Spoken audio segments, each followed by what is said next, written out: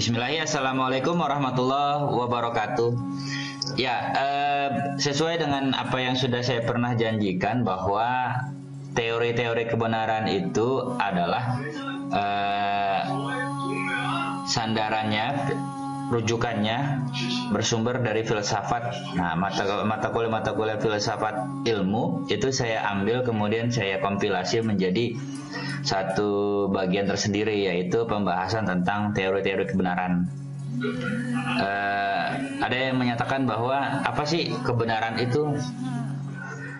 Belum tentu apa yang kita klaim itu adalah benar. Juga apa yang orang lain klaim juga benar. Jadi kebenaran itu gimana itu?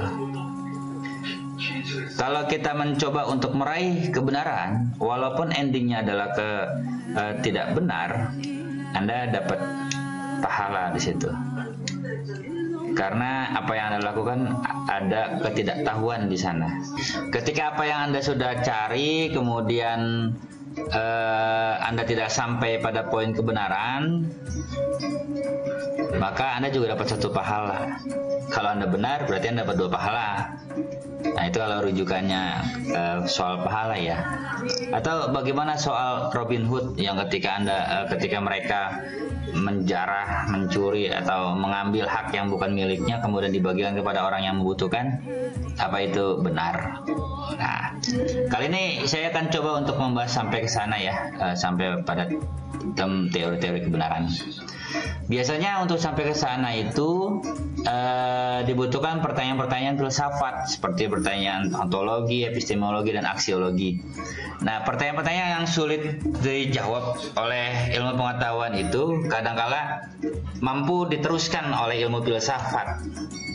Nah, misalnya seperti tentang asal dan tujuan, kemudian hidup dan kematian, kemudian tentang hakikat manusia, kemudian tentang batasan-batasan pengetahuan kita. Jadi pengetahuan kita itu ada batasannya atau tidak tuh.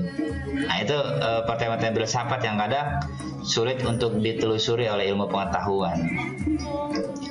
Tentang asal bahasa, hakikat hidup, hubungan badan dan jiwa, hakikat materi, tentang dasar moral. Pertanyaan-pertanyaan tersebut dikumpulkan dan diterangkan langsung oleh filsafat. Nah, filsafat ini mampu meneruskan pertanyaan-pertanyaan yang sulit. Disitulah keuntungan tersendiri kita belajar ilmu filsafat.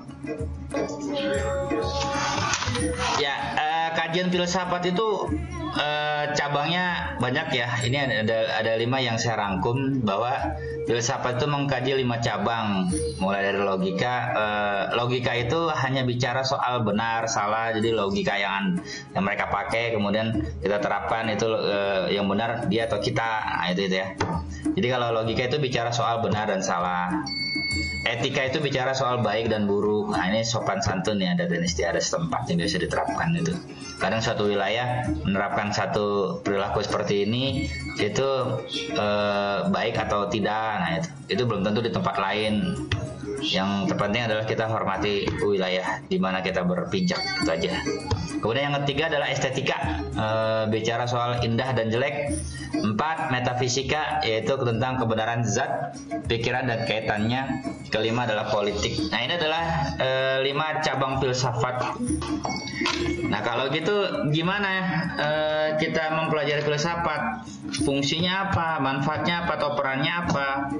Sementara kan kajian filsafat itu kadang-kadang sulit ditangkap oleh orang, tapi belum tentu untuk sebagian yang lain, kan begitu ya. Bahwa kalau Anda belajar filsafat itu Anda harus keluar dulu dari keyakinan, baru Anda boleh masuk ke dalamnya tuh, sehingga Anda menemukan titik cerah di sana tuh. Tidak seperti itu. Belajar filsafat itu menyenangkan. Dia punya peran sendiri itu. Misalnya seperti filsafat ilmu ini mencoba untuk mengembalikan roh dan nilai luhur dari ilmu, agar ilmu tidak menjadi bumerang bagi kehidupan manusia. Filsafat ilmu akan mempertegas bahwa ilmu dan teknologi itu hanya sebagai alat atau instrumen, bukan tujuan. Yaitu ilmu dan teknologi itu hanya sebagai alat untuk mencapai kesejahteraan hidup. Jadi bukan tujuan ya. orientasinya itu bukan tujuan. Aliran materialistis biasa. Yang selanjutnya, filsafat ilmu diberikan sebagai pengetahuan bagi orang yang ingin mendalami hakikat ilmu dan kaitannya dengan pengetahuan. Kalau misalnya di dalam masyarakat religius, misalkan satu komunitasnya religius semua tuh, agamis sekali. Ilmu itu dipandang sebagai bagian yang tidak terpisahkan dari nilai-nilai ketuhanan. Karena sumber ilmu yang hakiki adalah Tuhan, manusia diberi daya pikir oleh Tuhan, dan dengan daya pikir inilah manusia menemukan teori-teori ilmiah dan teknologi. Ya, kalau di dalam masyarakat religius itu ilmu itu sebagai induk dari segala ilmu. Nah, itu. Karena kaitannya itu dengan Tuhan tidak bisa terpisahkan. Misalnya kalimat tauhid la ilaha illallah itu adalah merupakan induk dari segala ilmu. Nah, itu ya. Jadi dalam komunitas tertentu ilmu itu tidak mampu dipisahkan. Kelompok lain ada juga yang menyatakan bahwa ilmu itu tidak netral. Ada yang bilang juga ilmu itu netral. Nah, ini tergantung Anda masuk di kelompok yang mana. Jadi inilah yang dikategorikan peran dari filsafat ilmu. Lantas, apa perbedaan antara filsafat dengan ilmu pengetahuan? Di awal tuh seringkali tuh saya dengungkan bahwa ilmu dan pengetahuan itu adalah dua hal yang berbeda. Kemudian filsafat ini mencoba mengambil alih nih dan meneruskan menjelaskan tentang perbedaan itu. Bahwa ilmu pengetahuan itu adalah pengetahuan yang metodis, sistematis dan koheren, atau bertalian antara A dan B itu bertalian satu sama lain tuh. Tentang suatu bidang tertentu dari kenyataan. Filsafat adalah pengetahuan metodis, sistematis dan koheren bertalian tentang seluruh kenyataan. Lantas apa manfaatnya kita belajar tentang filsafat? Ya, ini saya ambil dari bukunya Yuyun. Beliau mengatakan bahwasannya manfaat dari filsafat ilmu itu adalah seseorang akan mengenal bidang keilmuan dengan berbagai aspeknya, mempermudah berkembangnya paradigma keilmuan dalam kehidupan kita, mengenal alur-alur berpikir dalam kegiatan keilmuan. 4. Meningkatkan kemampuan mendiagnosis persoalan dan mencari alternatif pemecahannya. Nah, ini ya. Ini adalah manfaat dari kita mempelajari filsafat ilmu. Ini menurut Yuyun Surya Sumantri. Sampai pada pembahasan tentang kebenaran, ada baiknya Anda menyaksikan juga video-video saya sebelumnya tentang teknik menemukan atau mencari pengetahuan. Jadi bagaimana kita menemukan pengetahuan. Jangan sampai kita menjustifikasi bahwa pengetahuan kita itu adalah berupa ilmu. Nah, ini jangan sampai terjebak kepada tem-tem begitu. Jadi antara ilmu dan pengetahuan adalah dua hal yang berbeda. Ketika Anda bicara tentang ilmu, belum tentu Anda bicara tentang hakikat dari sebuah ilmu yang bersifat kebenaran. Ketika Anda bicara tentang pengetahuan, itu belum tentu menjadi sebuah ilmu. Tapi ketika Anda bicara soal ilmu, itu sudah pasti pengetahuan. Nah, gitu ya. Jadi teknik yang awal adalah menemukan pengetahuan dulu, baru nanti pengetahuan itu dirubah dengan beberapa metode, ya tentu yang sistematis, sehingga nanti pada akhirnya Anda bisa menemukan bahwa pengetahuan itu merupakan sebuah ilmu. Nah, bagaimana menemukannya? Silakan saksikan di video-video saya yang sebelumnya sudah saya buat. Nah, selanjutnya adalah tentang kebenaran. Ukuran kebenaran, bahwa berpikir berfilsafat itu merupakan suatu aktivitas manusia untuk menemukan kebenaran. Nah, gitu ya. Apa yang disebut benar oleh seseorang belum tentu benar bagi orang lain. Oleh karena itu, diperlukanlah suatu ukuran atau kriteria kebenaran. Ada yang menyatakan bahwasanya 3 jenis kebenaran, yaitu kebenaran epistem berkaitan dengan pengetahuan, kebenaran bersifat ontologis, yaitu berkaitan dengan yang ada dan diadakan. Diadakan itu maksudnya gini, Ketika satu kelompok membicarakan sesuatu yang tidak ada, tapi kelompok tersebut intens membicarakannya, baik berjam-jam atau berdurasi hari dengan demi hari, namun membicarakan topik yang sama, yang tadinya tidak ada, itu akan menjadi ada. Karena apa? Karena dibicarakan. Nah gitu, bicarakan. Atau lebih konkret lagi adalah ketika Anda menggunjing. Nah, kalau menggunjing mungkin sudah akrab di telinga kita ya. Atau gibah lah. Ketika Anda bergibah tentang seseorang, itu yang tadinya seseorang itu tidak memiliki cacat, karena dibicarakan, karena digunjing, itu menjadi ada. Yang tadinya tidak ada pada diri seseorang, itu menjadi ada karena diadakan oleh komunitas yang membicarakannya. Nah begitu ya. Ketika Anda membicarakan soal hal-hal yang gaib juga demikian, itu akan menjadi ada tuh, karena dibicarakan. Kemudian kebenaran semantis berkaitan dengan bahasa dan tutur kata. Nah, yang selanjutnya adalah teori kebenaran. Nah, ini adalah teori kebenaran yang saya janjikan, bahwa ada 4 teori kebenaran, yaitu korespondensi, kemudian teori koherensi, kemudian pragmatisme, dan terakhir adalah teori kebenaran ilahiyah atau agama. Keempat teori ini itu bisa diterapkan sesuai dengan kasus yang sedang Anda hadapi. Nah gitu ya kira-kira ya. Kita masuk ke teorinya. Dari ketiga teori pertama itu mempunyai perbedaan paradigma. Misalnya seperti teori koherensi mendasarkan diri pada kebenaran rasio. Teori korespondensi pada kebenaran faktual.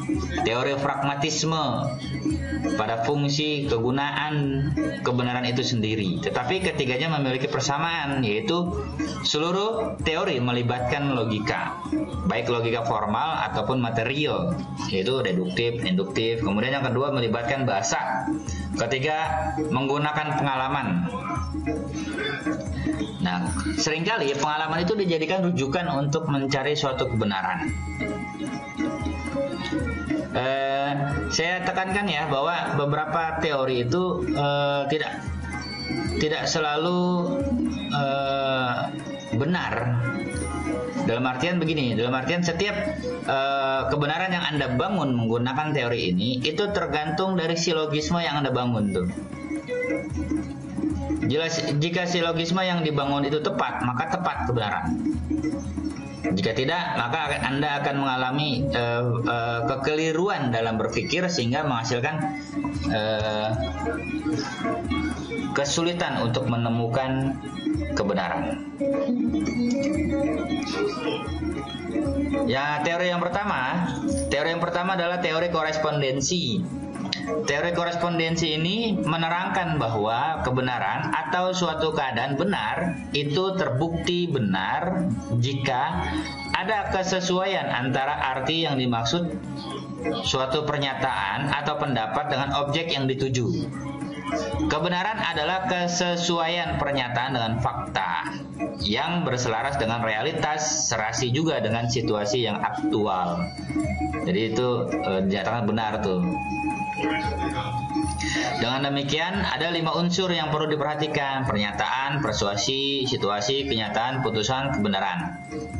Teori ini dianut oleh aliran realis, pelopornya Plato, Aristoteles, dikembangkan lebih lanjut oleh Ibnu Sina, Thomas Aquinas di abad skolastik, serta oleh Bertrand Russell pada abad modern. Cara berpikir ilmiah yaitu logika induktif menggunakan teori korespondensi. Nah, ini teori korespondensi. Ini yang pertama.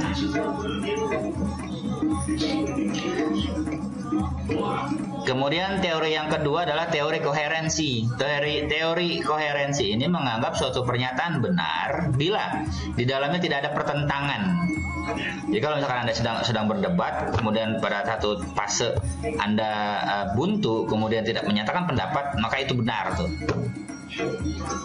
Maka hati-hati ketika Anda sedang berdebat, jangan sampai Anda berhenti kalau misalnya dipertanyakan atau dipertentangkan. Dengan demikian suatu pernyataan dianggap benar jika pernyataan itu dilaksanakan atau atas pertimbangan yang konsisten dan pertimbangan lain yang telah diterima kebenarannya. Rumusnya itu adalah jika A sama dengan B, B sama dengan C, maka A sama dengan C. Nah, itu rumusnya tuh. Jadi logika matematik yang deduktif itu memakai teori kebenaran yang koherensi. Suatu teori yang dianggap benar apabila telah dibuktikan atau dijustifikasi benar dan tahan uji. Kalau teori ini bertentangan dengan data terbaru yang benar atau teori yang lama benar, maka teori itu akan gugur atau batal dengan sendirinya. Nah, gitu ya.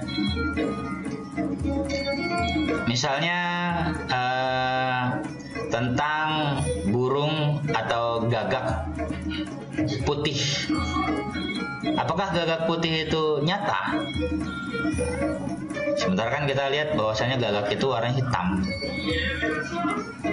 Suatu ketika ditemukan tuh gagak itu putih. Nah, itu gugur itu dengan sendirinya tuh teori yang menyatakan bahwa gagak tidak ada yang putih. Itu gugur tuh dengan sendirinya tuh karena ditemukan. Gitu ya. Kemudian yang ketiga, teori pragmatis. Teori pragmatis itu menganggap suatu pernyataan atau dalil atau teori itu memiliki kebenaran bila memiliki kegunaan, memiliki fungsi, memiliki manfaat bagi kehidupan. Nah, itu. Kalau misalnya suatu persoalan atau suatu kebenaran itu dianggap memiliki fungsi, nah ini pragmatis banget. Nah, gitu kira-kira. Kalau pragmatis menggunakan kriteria kebenaran dengan kegunaan dapat dikerjakan dan akibat yang memuaskan. Oleh karena itu, tidak ada kebenaran yang mutlak. Kebenaran itu tergantung pada kerja, manfaat, dan akibatnya. Nah, ini menurut aliran kaum pragmatis.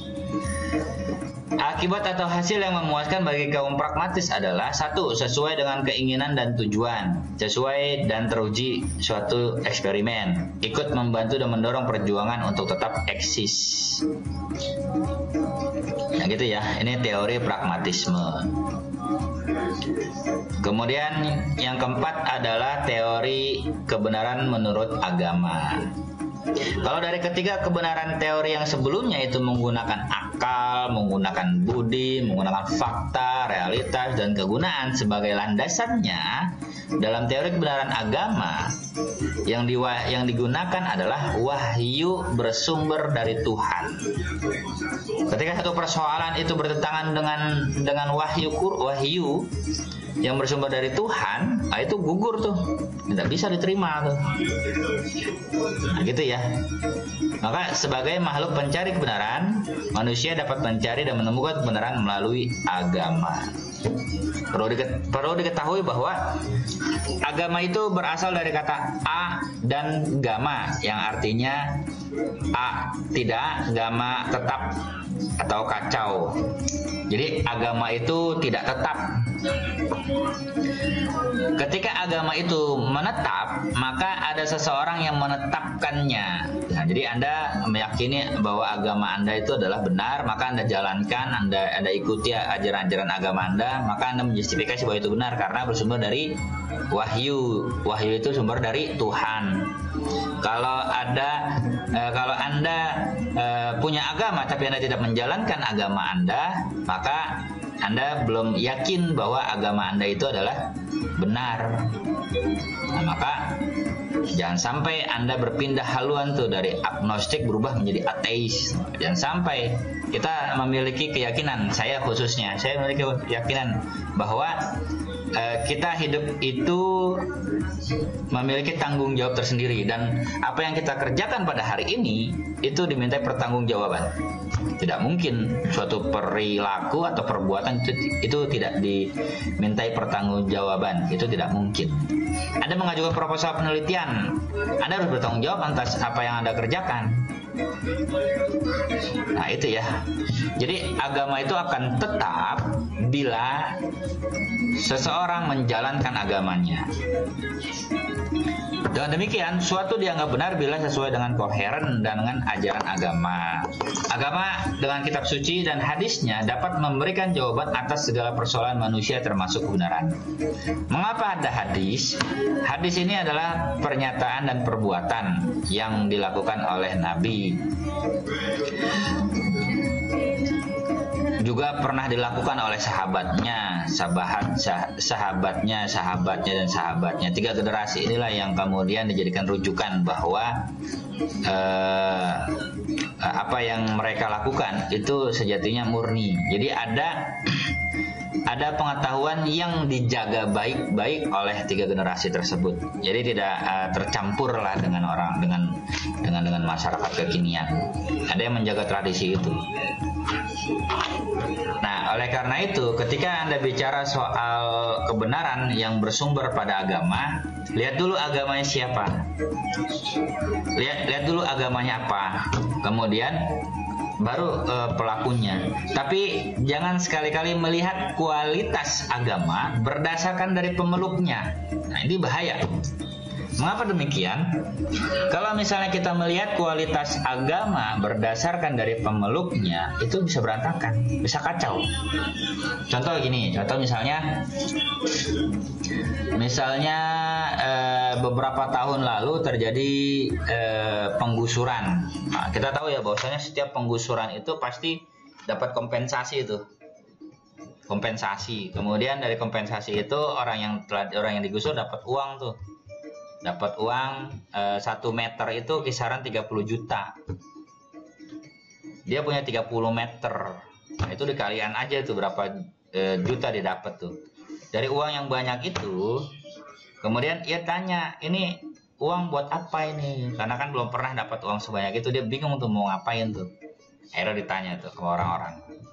Ini buat apa nih uang ini? Ya udah kalau gitu buat itu aja, pergi haji. Akhirnya si orang tersebut pergi haji itu. Begitu pergi haji, pulang otomatis dapat gelar haji. Kita tidak bicarakan haji itu diterima atau tidak ya, sudah sampai itu ya. Kita bicara bahwasanya kalau sudah sampai di tanah air, maka ia bergelar haji karena sudah pergi haji. Dipanggillah orang-orang. Ji, mau mana Ji? Kemana Ji? Nah, gitu. Itu gelar yang disematkan tuh karena sudah pergi haji, nah, gitu ya. Tapi kita tidak tahu nih orang yang sudah pergi haji ini apakah sudah mengetahui pengetahuan tentang agamanya atau tidak. Pada suatu ketika nggak lama setelah dia pulang pergi haji, udah lama sekali, kemudian istrinya meninggal tuh. Begitu istrinya meninggal, orang yang pergi haji tadi tuh, Pak Haji tadi, dia tidak tahu tuh harus diapakan. Akhirnya dia nanya lagi, ini istri saya meninggal nih, ini harus bagaimana nih? Kemudian dia lapor tuh, yaudah kalau gitu kita ngadain tahlilan. Ya udah diundang warga-warga, panggil, kemudian kita ngadain yasinan tuh. Yasinan. Begitu di pertengahan jalan, jenazah istrinya itu masih ada. Jenazah istrinya itu ditaruh di ruang tengah. Kemudian ada orang-orang yang mengaji di sekelilingnya. Kemudian baca yasin tuh semuanya tuh. Yasin wal Qur'anil Hakim innaka laminal mursalin bla bla bla bla bla. Tiba-tiba pas di pertengahan jalan, salamun qaulam mir rabbir rahim wamtazul yauma ayyuhal mujrimun. Pak Haji keluar tuh dari kamarnya. Karena kan tadi semenjak perjalanan dia di dalam itu merundung kesedihan yang mendalam karena ditinggal oleh istrinya kan. Begitu dia keluar, pintu dibanting, gubrak, sampai orang-orang yang di ruang tamu tadi itu pada kaget itu. Apa nih? Kemudian tiba-tiba Pak Haji keluar dari kamar, kemudian jenazah istrinya tuh dilangkahi itu bolak-balik. Wah, sontan warga-warga yang ada di situ pada teriak histeris. Ji eling. Gak lama Pak Haji tadi tuh dengan entengnya dia bicara tuh. Dia bilang, tenang bapak-bapak, tenang ibu-ibu, ini pesan almarhumah istri saya sewaktu dia masih hidup. Loh, pesannya apa Pak? Orang udah meninggal begitu kok jenazahnya dilangkahi. Dibilang, Tenang bapak-bapak, ibu-ibu, ini amanat dari almarhumah istri saya. Waktu dia masih hidup dia bilang, kamu kalau mau menikah lagi langkahi dulu mayat saya. Nah itu pesan dia sebelum dia meninggal.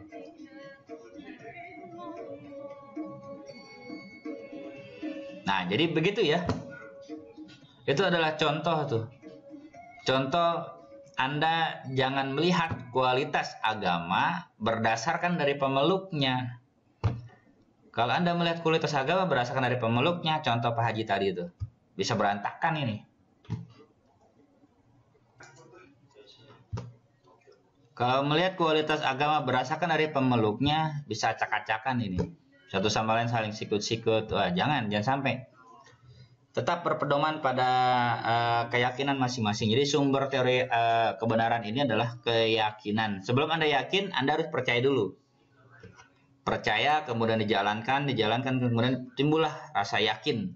Setelah Anda yakin, maka timbullah hakul yakin. Nah, itu udah paten tuh keyakinan Anda, tidak bisa digoyangkan. Wallahu a'lam bishawab.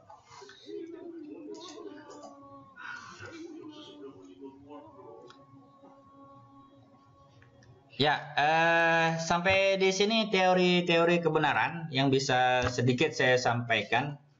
Kurang lebihnya saya mohon maaf. Kalau ada yang kurang, tolong di komentar aja di bawah ini. Silakan di komen. Kemudian diajukan pertanyaan. Jangan sampai apa yang saya tulis ini, saya sampaikan ini ada kekeliruan.